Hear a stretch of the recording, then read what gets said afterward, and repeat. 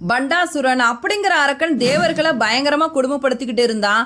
தனக்கு 9 வயது பெண் குழந்தையை தவிர வேற யாராலையும் மரணம் நேரக்கூடாது அப்படிங்கிற வரத்தை பெற்றிருந்தான்.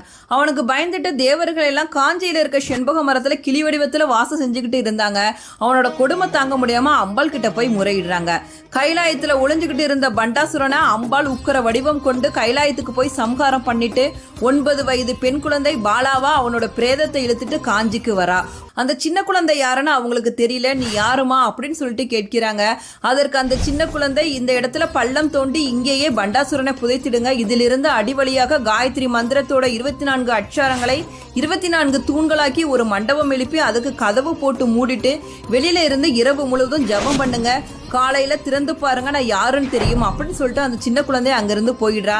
தேவர்களும் அதே மாதிரி செய்யறாங்க. அடுத்த நாள் காலையில கதவை திறந்து பார்க்கிறாங்க. அம்பாள் காமாட்சியாக தரிசனம் தந்தாள்.